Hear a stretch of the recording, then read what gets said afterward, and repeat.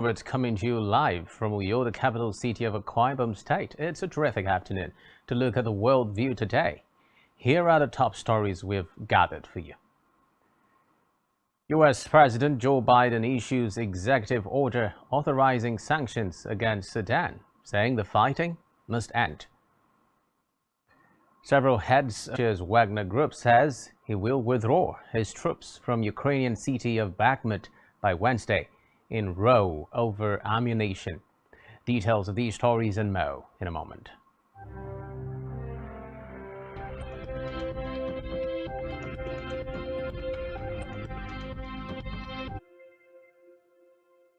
First on World View today, U.S. President Joe Biden has issued an executive order authorizing sanctions against Sudan, saying the fighting must end.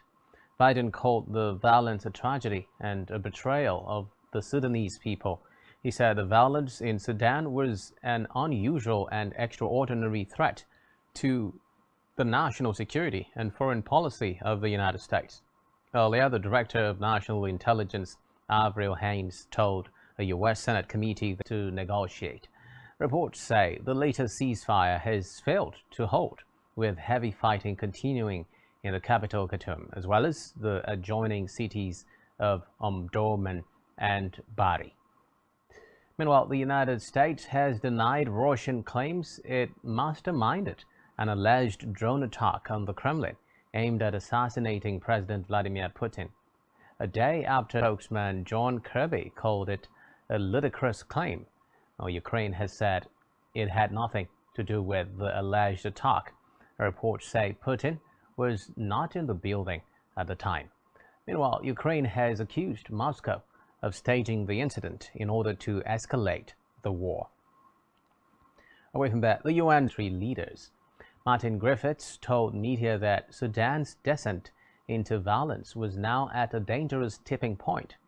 He called for security guarantees from the warring sides to allow humanitarian aid into the country. Well, the UN found the situation was teetering towards catastrophe, with youngsters increasingly caught in the crossfire. Now, Britain's first coronation 70 years will take place on Saturday with Charles. The coronation, the first of a British king since 1937, is the religious confirmation of his accession after the death of his mother, Queen Elizabeth II, last September. Much of the Anglican service at London's Westminster Abbey, which will also crown Charles's second wife, Camilla, Earl Marshal, Duke of Norfolk Edward Fitzalan Howard, called the event a proud moment in British history. He told reporters that during the coronation, the king will swear before God, and the native African states, mostly from Commonwealth countries, have arrived in London for King Charles's coronation on Saturday. Among those already in the UK include Rwanda's Paul Kagame, King Mswati III of Eswatini, Lazarus Chakwera of Malawi, Hakainde Hichilema of Zambia, and Liberia's George Weah, among others. President Emerson Mnangagwa will be the first Zimbabwean leader to visit invite to attend the royal event. Some British parliamentarians, however, condemned his visitation, citing alleged human rights violations in his country. From French-speaking countries, Niger President Mohamed Bazoum will be attending the royal event, while Côte d'Ivoire President Alassane Ouattara will be represented by his deputy Tiamoko, is a former colony of both Britain and France. Now, China has accused Canada of slander and defamation after it said Beijing targeted a member of its parliament and his family. China said that nonsense. Recall that Chong, aged 51, previously accused China of human rights abuses. Canada is considering expelling Chinese diplomats over the issue. It follows a Canadian intelligence report that first emerged, which said Canada's Chong said that he has been briefed by the Canadian Security Intelligence Service CSIS and criticized Prime Minister Justin Trudeau and his government for not expelling a diplomat, the spy agency said, of Bakhmut by Wednesday in a row over ammunition.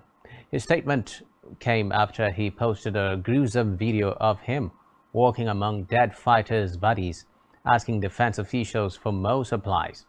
Russia has been trying to capture the city for months, despite its questionable strategic value. Yevgeny Prigozhin pinned his decision squarely on "They came here as volunteers and died for you to fatten yourselves in your mahogany offices," open quote and close quote. Defense Minister Sergei Shoigu and Chief of the General Staff Valery Gerasimov have often been the focus for made threats he has not followed through with, subsequently dismissing them as jokes and military humor. Only last week he nation, but if shortages were not tackled, then his mercenaries would be forced either to retreat or remain and die.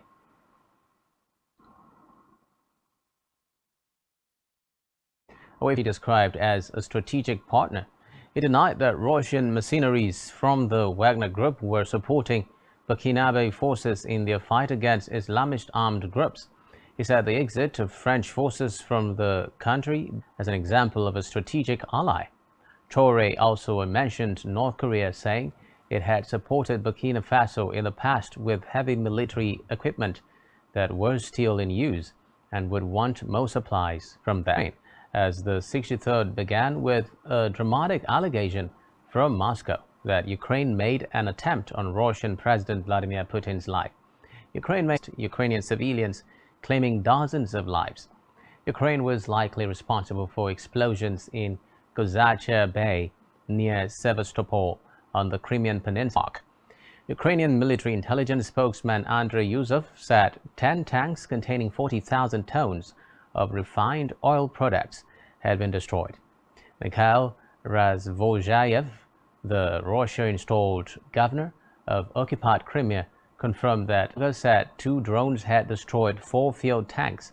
Another Russian blogger said 10, more than 5 UAVs had been launched against the field tanks from Shilny airfield in Odessa, and some were shot down. The country, following back-to-back mass shooting in the Balkan country this week.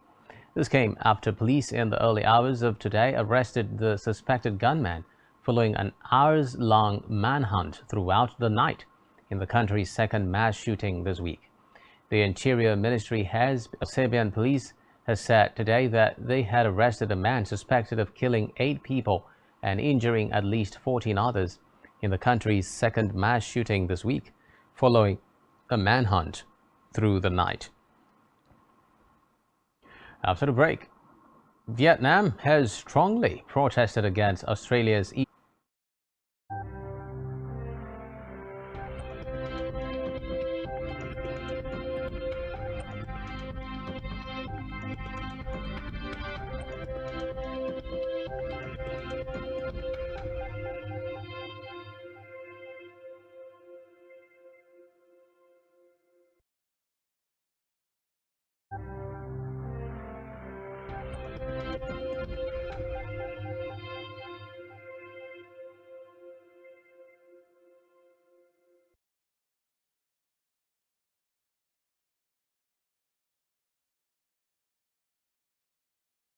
Many thanks for staying tuned. Now, Japanese Prime Minister PM Fumio Kishida says his country is ready to assist Mozambique in the fight against terrorism.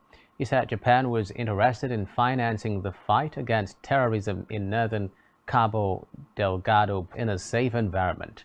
Reports say the province in the north has been besieged in structural areas of the economy with a view to concrete results in bilateral cooperation.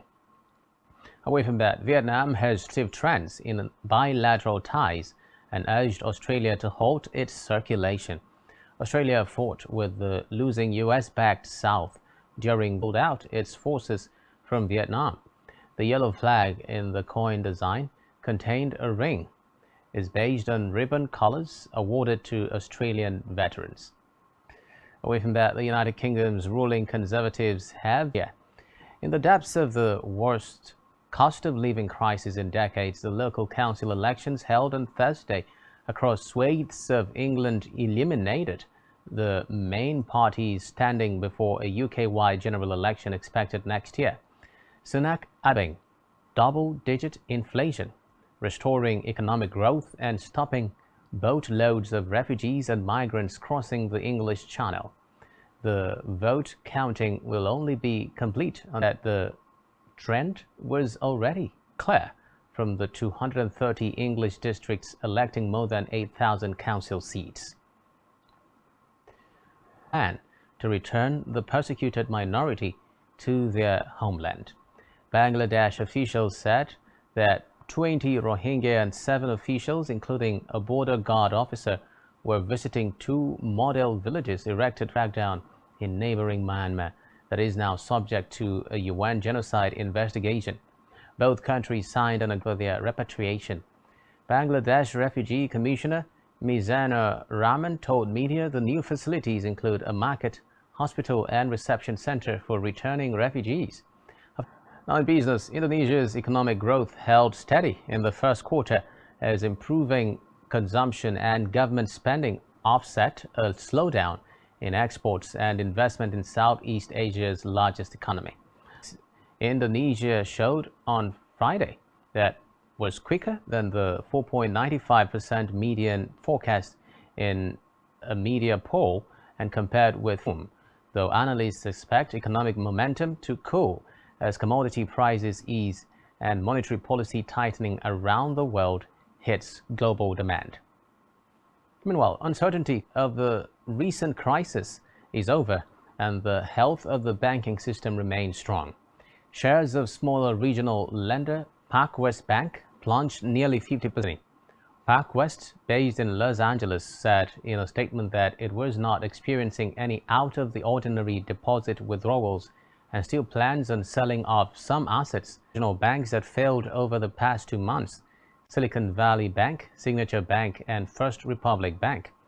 The bank experienced significant deposit outflows after Silicon Valley Bank failed in neat match, but said deposits have increased since March 31, including in its venture banking division, killing several teachers and gunning down another teacher from the school in a separate attack. According to officials in Kurram, a district in the northwestern Khyber Pakhtunkhwa province that borders Afghanistan, a group of gunmen on Thursday stormed a government school where students, which is frequently targeted by fighters. Another teacher from the same school, a Sunni Muslim, was gunned down on the road in a separate attack earlier in the day in Kurram. According to local police official Abbas Ali, no one immediately claimed responsibility for the attacks, and Ali said it was not clear if they were linked. And finally, on World View today, Mali's ruling junta has announced today that a referendum on saying the country was called upon to decide on the constitution project in June after missing a previous deadline of March 19. Reports say that the new constitution is the first major step in plans the military has invoked to justify continuing to govern until 2024 following the overthrow of former President Ibrahim Boubacar Keïta in August 2020. Elections are due to be held in February 2024.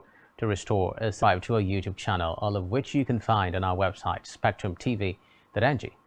My name is Xavier Roberts, reaching you live from Uyo, the capital city of Akwa Ibom, and you have been watching World View of Spectrum TV. Do enjoy the rest of your day. Bye for now.